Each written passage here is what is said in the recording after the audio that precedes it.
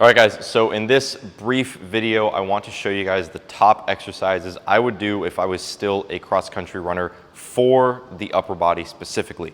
Now, I know that this subject of upper body training for long distance running is very controversial.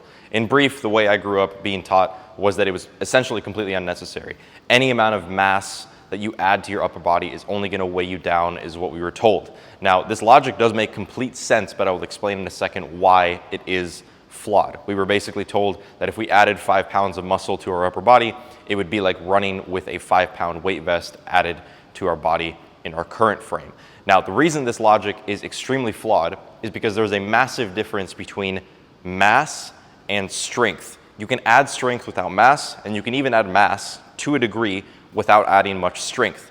This is why there's a difference between bodybuilders who are huge in every muscle in their body versus powerlifters or other athletes that require a lighter body weight but still a high strength ratio. These guys are nowhere near as big as bodybuilders. So that's the fundamental difference. You can add strength to your body, whether it's upper body or lower body, without necessarily adding mass.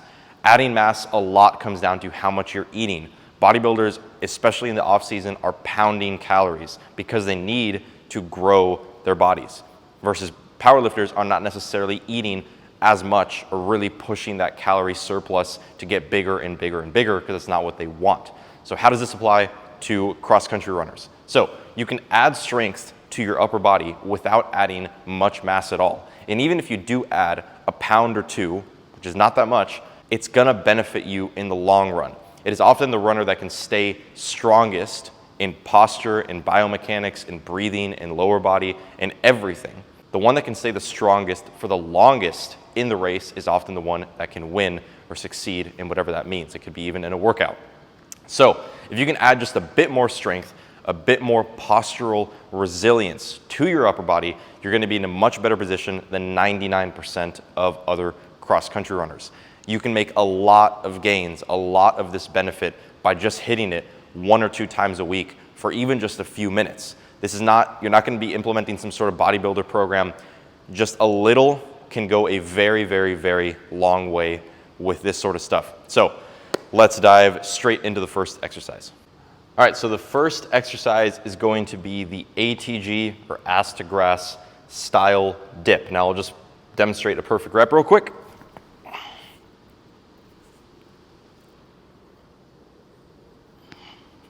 As you can see, it's quite deep compared to other styles of dip. And I'll show you how to do this in a push-up variation if you're not strong enough to do this. So what this is doing for the runner, and again, we're not doing this to make massive muscular gains, but this is a massive, massive, massive win when it comes to posture for running. Look at the position I'm in here in the bottom. That right there with the arm is the position the back swing of your arm is in. Now, I'm not saying we need this thing to get to sprinter level. If you look at Usain Bolt, his arm is way further than I can even reach, to be completely honest. He's way, way, way up here. And this is what can give you power in those uphill portions of a race or in the kicking portions at the end of a race. Now, hitting this even just once a week for a few reps or a few sets, again, is going to give you a lot of the benefit. Now, if you can't do full reps yet, and again, you want to take this easy because this is a long range movement for the shoulder. So if you're not strong enough for this, I will show you how to do the push-up version in just a second. But if you are strong enough or you're almost there, you can just work the negative portion by jumping up into the movement and then stepping off. And then you would jump again, negative, stepping off, right? And I'll go into the push-up version that is going to give you a lot of the same benefits. All right, so this push-up variation is significantly easier because your feet are on the ground the entire time. You want to use some sort of elevation. You could use parallettes, you could use textbooks, you could use weight plates, anything really. And the idea is very similar. You're going down into this full range position. You're getting that arm to stretch back. You're stretching the chest. You're making those strength and postural gains. They're going to help you maintain strength and posture and power through your arms that can really help in the finishing portions of a race or the uphill portions of a race. Now, if you can't even do that, you can get on your knees, and I would hope and imagine that almost everyone can do this, and you can rep this out for high reps just to get more of that feeling.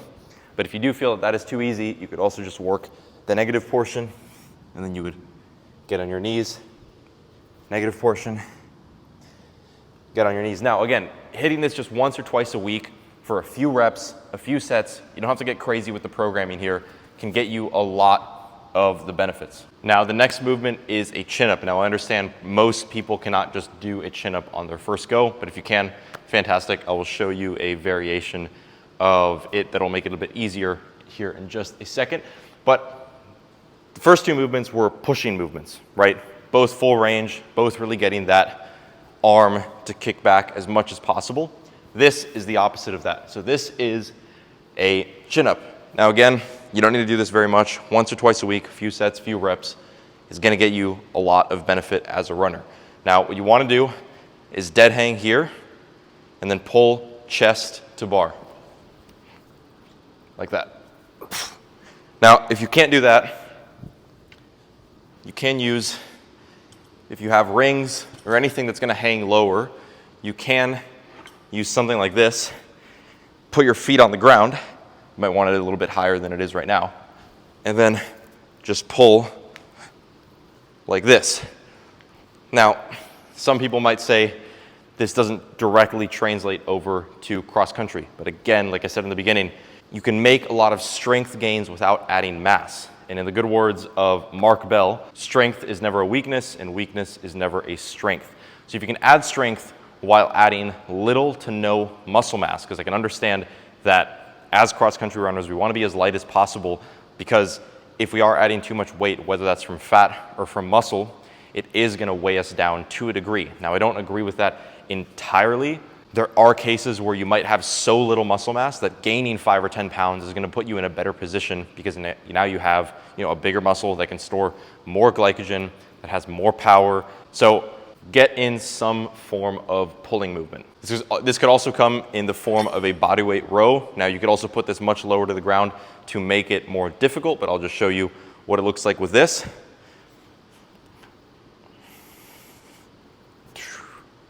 Now next up is a cross bench pullover. Now I've covered this before. I think anyone and everyone on planet Earth who sits or lives a more modern lifestyle needs to be doing this exercise, whether you're an athlete or not, whether you're a runner or not. Now, this is gonna directly target what I've been talking about with the postural gains. If you're sitting all day, if your shoulders are rounded forward, if your spine is rounded forward, you're just kind of caving in like this from sitting at a desk or sitting at a computer all day long, this is gonna help reverse that. You're gonna put your middle to, I realize I just went into it without explaining. You're gonna put your middle to upper back on a bench. You're gonna have your hips sink down. My legs are in like a full knee flexion right here. And you're just gonna sink a weight back. I've got 10 kilos here, which is heavy-ish, but nothing crazy. If you're just starting out, I would start with 5 kilos maximum and just let it sink back. You can just relax in this position. You can pulse this bottom range, which is my favorite, or you can do full reps like this, but you're really just opening up that spine, opening up those shoulders. This is gonna help you breathe better. This is gonna help you stand with more strength, more power, better posture. All around, it's gonna help, whether you're looking at it from the biomechanics side, the breathing side, the posture side, it's gonna help. There's no doubt about it. So implement this regardless if you're a runner or not. All right, next exercise is called the trap 3 raise. The reason it's called trap 3 is your trap muscles have 3 sections. There's the top ones that you can kind of see right now. There's middle ones and there's the bottom ones. That's the third one. It's basically your middle, upper back, center portion.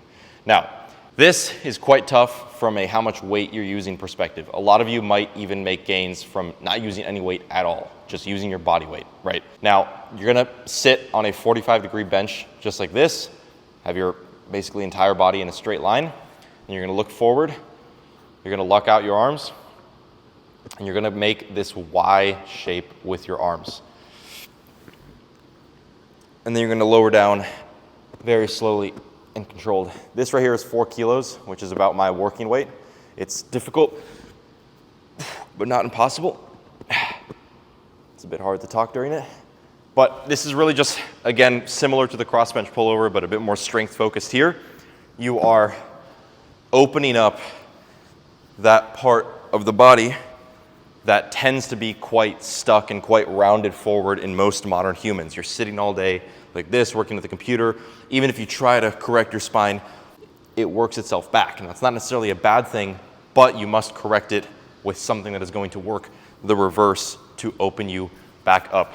Again, this is all just working postural gains, hitting this 1 or 2 times a week with a weight that is difficult but not impossible is gonna get you a lot of those gains.